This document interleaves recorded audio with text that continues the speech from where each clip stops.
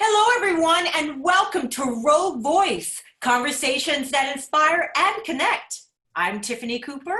And I'm Jessica Gomez. We are now in our 5th month of this pandemic-induced recession, and you think about all of the things that are going on right now with the economy and how this is impacting everyone. And I keep hearing on the news, what should we really be expecting? Should we expect this kind of V-curve recovery? Should we expect more of a kind of a sagging U?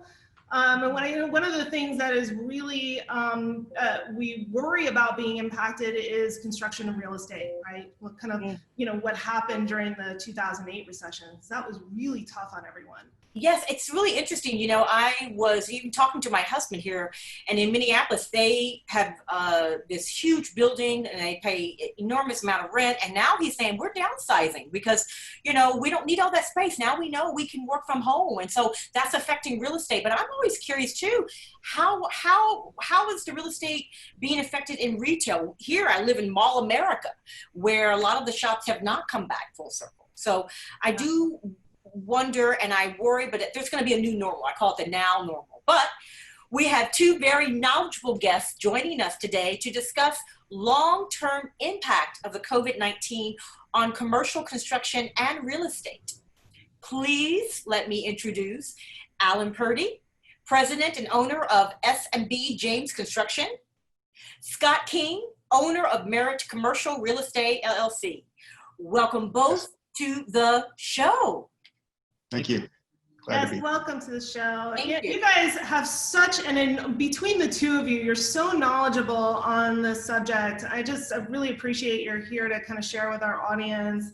I know that leading up to this COVID-19 thing, our local economy was booming. The economy everywhere was booming, and we have had some really great additions to, in grocery stores and different shopping options for people, and a lot of activity going on in commercial real estate and construction.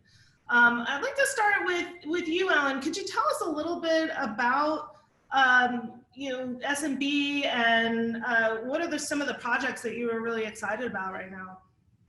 Well, we've been in business in Southern Oregon and Northern California for over 43 years. We recently opened an office down in Sacramento because the economy was so vibrant, and we had clients down there asking for us to participate in the projects down there. And as a company, we also focus a lot on design build projects, and our market share is mostly healthcare, commercial, and educational projects, but we definitely service all sectors of the industry. So some of the exciting projects we're working on right now are a new medical office building for the Coquille Indian tribe over in Coos Bay on their tribal grounds. And we're doing some medical office buildings down in Wairika for Fairchild Medical Center. And we're also in Montana building a new car dealership for a local dealership owner. So we've got a lot of neat things going on. So you expand outside of the whole, Oregon region. You're really expanding your businesses, Yes. Yep. That's awesome. That's great. Well, I'd like to just kind of pivot and ask you, as a commercial realtor, what type of properties, this is for you, Scott. Scott, Yeah. As a commercial realtor, what type of properties do you focus on? And what are some of the, I would say some of the trends you've noticed in the market pre-COVID? Well, the trends is the key word there, because pre-COVID, there were already active trends with commercial real estate. You would see a slowdown of retail over time, Amazon taking over everything on retail. And that has been going on for 10 years or so. But in general, locally, our economy was gangbusters, new projects everywhere. I've seen a ton of Allen's signs around town for new projects. But the long-term effect of a slowdown in retail is been accelerated drastically by COVID. That's just, I I mean, what do you see as, I mean, I mean, hopeful? What do you see? How do we go forward from that, from your Well, perspective? there are definite opportunities in the market right now. The buzzword right now is essential services. So if you can find an investment property in medical, automotive, food, those things are basically internet proof. You know, Amazon can't really take away an auto parts store when you need a part for your car now. And medical is the same way. Even though we are seeing more telemedicine than ever in the last 3 months, still medical commercial real estate is a real safe bet as well. Some good opportunities there. Yeah, and I feel like that's growing. It has been over the last, 5 years or so. I mean, people are really looking into reinvest in those medical facilities. So which is wonderful for communities really everywhere. We have an aging baby boomer population, so medicine has been a strong trend. Yeah. Yeah, absolutely. So, Alan, I kind of want to pick your brain a little bit about your perspective and how COVID is impacting construction industry in Oregon. What are the short-term and long-term implications of this? What do you think is going to kind of happen now in the future? It's definitely been an interesting roller coaster ride. Going into pre-COVID-19, we had one of the largest backlogs of work that we'd ever had. We were probably 20% higher than last year. Things were just popping. We suspected a slowdown eventually because the economy had been on such a aggressive upward trend for so long, but we had a ton of work and we're feeling great. And COVID hits and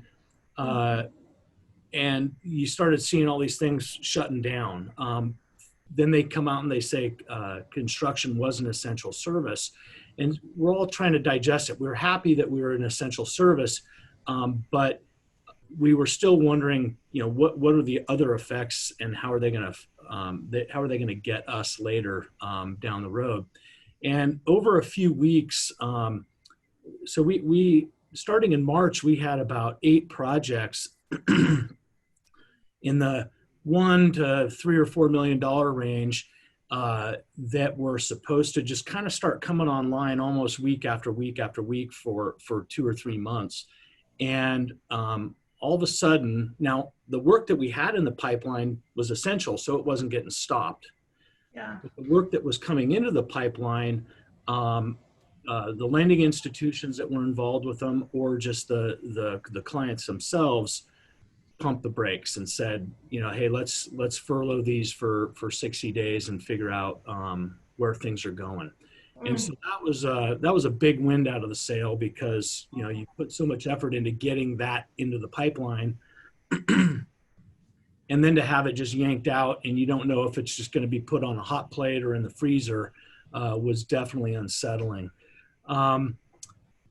But where we are at today, 3 or 4 months on, additional work had come out that was government related, like school bonds, and the work related to those, and then our projects that got put on the ice in the freezer, if you will, all of a sudden starting to come back online, and so it's not going to be exactly where we were because we missed 3 months of startups, but right now it's feeling pretty good. The question for us is, what is it going to do in the next 6 months to the work that should be coming into the pipeline? All those projects I'm talking about were I'll call them shovel ready or permit ready. Yeah. And so now the question is, what's going on with those? So is there going to be like a backlog, like a delay? I mean, just. Well, yeah, that's the question. There, if someone was considering building a retail project or an office building, I know there's concerns right now of what does an office look like in post-COVID? Are we going to have big floors with cubicles in them, or is it going to kind of change, going from the cubicle world, and we call them cubicle farms, back to maybe individual offices, or maybe there's a change in how the heating and cooling in a building gets built and engineered, and so that there's a lot of questions around those. So people might be considering their plans to do retail and or office building in the future while they consider these changes. It's almost like a hybrid in a way, Yeah. able to function as multiple in multiple ways. So Scott, I'd like to ask you, what are your thoughts about the surge of this e-commerce fueling the demand for warehouse space from companies, say like Amazon? And is this happening in Oregon? Do you sense this part of the trend there? Definitely. I mean, internet retail is strong and getting stronger, sets records every holiday season. Distribution centers, warehouses for those businesses are growing like crazy. There are, 200,000 square foot distribution centers around the Northwest. We're not going to get that in Southern Oregon probably, but there's already, I think there's a warehouse, an Amazon distribution center in Ashland. Mm-hmm. And it seems to be going full capacity, if not more. So they probably will grow that situation. Yeah, I was wondering about that. Yeah. It's a definite national trend. I think it's called last mile, some term like that, to get things to the customers. That's a big piece. We'll probably have drones landing in our backyards in the next couple of years. That's going to be wild. It is. I think about space in Ashland as is, and you're talking about growing. I mean, that's phenomenal. Yeah. With the definite trend. I have a question. Along with sort of real estate and construction, what comes to my mind is also the impacts on banking of what we're seeing right now, and how the banking system may or may not be stressed, and the impact on sort of new projects and actual purchases of property and assets. Do you see any kind of trends relating to issues or changes on the banking side that are impacting projects? Well, the brick and mortar side of banking will probably never be the same. Bank lobbies and things like that have been going away slowly anyways. That'll be accelerated. As far as lending, commercial lending, I don't know if you can call it a trend because it's changing so quickly in different directions weekly. You need a commercial loan. We've had record low interest rates, which is awesome. But then banks have been demanding higher down payments as a percentage of the whole. And then it's just really volatile right now. One week there'll be a fantastic deal and you'll call your bank to finalize it. And the next week, maybe that offer's not on the table anymore. That's horrible. SBA loans, if you're a small business owner, the SBA rate right now, I think is 2.6%. Oh, it's phenomenal. Yeah. If you can get it, that's the thing. Yeah. If you can get it. And I think they're also offering, I think SBA makes the first 6 months payments for you if you close prior to September on a deal. So there's some really great opportunities, but it's very volatile right now. Mm-hmm. Yeah, I know that the PPP, and there was a lot going on with the stimulus that was passed, and banks were just scrambling to try to satisfy that need, along with sort of the normal kind of load that they would be managing for kind of initial projects.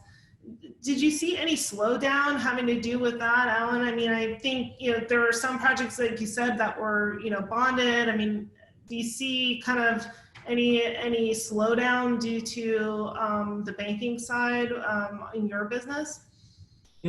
Again, the stuff that was underway, we didn't have any issues with. It was just the stuff that was about to enter the pipeline. Yeah. And then we're starting to see. I know the banks, for a good 6 weeks, while they were ramping up this loan program that they hadn't prepared for, they were busy. But at the same time, we were busy trying to study what is going on and how is it going to affect us. And so as we were kind of analyzing the horizon on our own, we weren't as, I guess, concerned with the banking institution. But now that we're beyond that, well beyond that, everything seems to be going very well. And like I said, the banks are starting to approve starting some of the projects that we had queued up and ready to go. So I also got friends in the banking industry, and I've heard their the pain that they went through in rolling out the PPP loans. Oh. I was getting emails from my bankers, Saturday and Sundays during that ramp up, and so we're all thankful for them and what they did to implement that new program. But right now, things seem to be stable on that front. So I'm just curious, like going forward, when thinking about long-term impact of the pandemic and, of course, real estate and the markets, is there anything we should be concerned about going forward? Anything else? On the construction stuff? Mm-hmm. Not that I can see right now. I'm still, I'm not an expert economist. I'm still questioning, we were looking to have a recession of some sort or slowdown of some sort, just because, they say every 10 to 12 years you get a correction, and things had been just popping for a good, 10 years. And so we were looking forward to that happening sooner rather than later. Is this going to be what they call a V, where it dropped off quick and picked up quick? We hope so. I have a tendency to be a little more conservative, and I think we're probably going to have a quick uptick. But I think that the market's still going to have a correction of some sort, be it in the next 6 or 18 months. But like I said, I'm not an economist. I'm just. That's a good educated guess. So I want to pivot here. We have an audience question, and I want this to direct it to you, Scott. They ask, looking ahead, are there any new types of projects or sectors that you typically don't pursue, but because of this new normal, you may now pivot to take on? Good question. I think multifamily is an interesting area right now because interest rates are incredibly low. There's a very low vacancy. If I was looking to take on a huge new project, maybe a large multifamily development that traditionally I think the returns have been too low on, but I think in the next 10 years that could be really good for somebody. I probably would not take on any new large retail projects just because I think the odds are slightly stacked against you there. So interesting, yeah. Considering what's been going on. I mean, your point, Alan, about kind of the coming recession. I mean, it's something that's been on my mind for the last couple of years, actually. And talking to people, they say, well, looking at all the economic, indicators, in order to have a recession, there has to be a reason, right? And this, unfortunately, this reason just came completely out of left field, unlike the last recession, which was due to, sort of that complete meltdown of our financial systems and what was going on with credit default swaps and all of that. I'm kind of curious about, what might be coming from the federal government as far as stimulus. They're talking about, round 4, it may or may not include some sort of infrastructure component, which is a lot of what we looked at, as we were trying to work our way out of the 2008 recession. Do you see that happening? And if you do you think how do you think that will impact, our local community here? Well, from a construction standpoint, those infrastructure projects are years and years in the design and engineering and acquisition of land and I'm speaking more towards like road expansions, highway expansions. new bridges, those types of things. And you know, in my 27, 28 years in this business, I've seen a real cyclical cycle between a great economy where the private sector is booming. The tax base is bringing in revenue to go do those projects, and they start planning those. And then as the private sector starts stumbling like we are now and we did in 2008, those projects that have been in the works on the public sector start coming out. And so a lot of the infrastructure stuff, in my experience, hasn't directly affected like a building contractor. Mm-hmm. You know, we'll see a lot of, you know, in 2008, I was living in the Sacramento area and I saw lots of highway projects going with the stimulus money, and was frustrated because, you know, it wasn't helping us as a building contractor. Yeah. But as I look back on those efforts, you know, we need that infrastructure to drive our economy when we are booming. And while our traffic in the Rogue Valley isn't as congested as a major metropolitan area, we definitely have those areas where we need to get some infrastructure desperately, so that as our community continues to grow, that we can keep up with, you know, having safe transportation to and from our place of businesses and our homes, but also to just keep the economy driving. So, Yeah. Oh, wow. So I want to piggyback on that. This is for both of you. Where do you see opportunities going forward in your respected fields? Let's start with you. is that Yes, yes. Yeah. sorry. So moving forward, you know, we've always focused on healthcare, education type projects, and commercial type projects. We feel pretty diverse, and I think that those industries, healthcare for sure is not going to go away. The markets that we're looking to expand into are definitely multifamily residential. We haven't done a lot of that in the past. We've been looking at that well before the COVID came into play. But I think moving forward, that is another great industry for us to tackle. But for the last 5 or 6 years, we've been really growing our healthcare team so that we can, you know, have a good a good chunk of that market here in the Rogue Valley, Southern Oregon, Northern California, and I think that's going to be beneficial, because while the hospitals have taken a real big beating during this COVID crisis because of their you know, their inability to do a lot of those services that generate revenue for them, they're not going to go away. They're an essential service to our communities wherever you are. And so I think just continuing our investment there, as well as diversifying into some other things. But we also build warehouses already, and I think that if that continues to grow, like so that they have a larger stockpile of PPE for the hospitals, and all of us that are now required to carry masks and whatnot during the crisis, we're pretty suited for those expansions as well.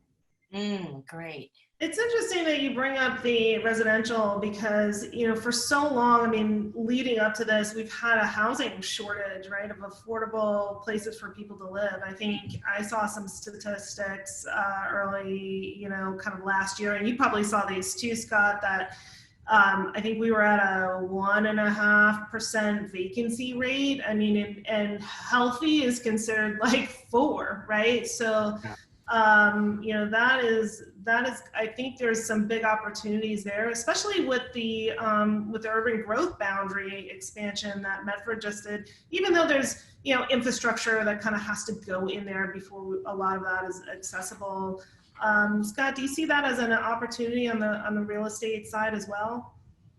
Definitely. I mean, our vacancy rates are too low for a healthy market. Yeah. There's not enough empties in the market to just have the lubrication you need for people who have a baby and need another bedroom. Seen rental rates, especially on single family homes, rental rates have gone up a lot. So much so that it definitely makes sense for somebody to buy a home rather than rent. But that inventory in starter homes is pretty scarce. Our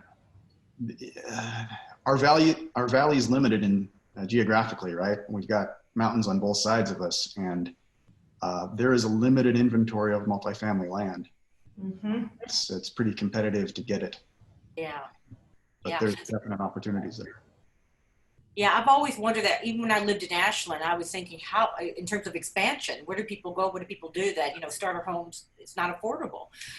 But we do have a last question. I want to direct this to you, Scott. This is an audience question, and they asked, what can local, state, federal governments do to help your industries rebound faster to secure a V versus a U? You mean other than spending trillions of dollars? Keep doing that. I mean, that definitely takes the bite out of things in the short term when they spend incredible amounts of money and print incredible amounts of money. I am worried on the backside, does that affect the value of the dollar negatively and hurt us long term? I don't think we have the luxury of debating that though, because people need help now. Yeah, they need help. The other thing I think government can do is get out of the way to some extent.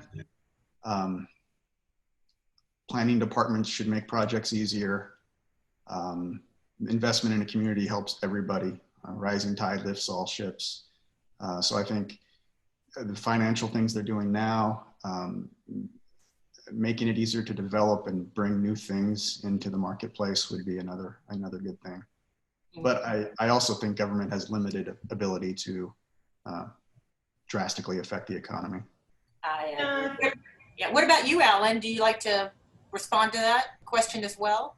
No, I would agree with Scott. I mean, the first thing that came to mind was making the hurdles that we have to jump through a little shorter. There's always stuff in the pipeline, and the quicker that gets out, and then somebody sees, hey, there's a new building going up there. They might own a piece of property next door, or consider, hey, let's do something over there in that neighborhood because something else is going. And I think there's opportunities there for the cities and the counties and the states to just make things easier. Oregon, and especially some communities in Southern Oregon, aren't always real easy in allowing development, and there's always good reasons for some of them. Others, they're just backlogged, and so antiquated and old idea. I think that time it takes to get permitted and kind of get through the regulatory process really impacts how quickly, I think, in an economic downturn we can kind of turn that around, right? Because if the systems are too cumbersome to make it through, you have a combination of kind of maybe a little bit understaffed, maybe not having the human resources to work through some of those issues. And then also there's just a lot more in some areas that you have to kind of do in order to get, that final stamp of approval to move forward. Right. I agree. Well, I'd like to thank you both, Alan and Scott. Time is up. I feel like we could talk another half hour. This is so fascinating. You guys are so knowledgeable in this field. But thank you for taking the time to discuss such important part of our economy. And I'm sure our listeners, just as much as Jessica and I, appreciate having your perspective.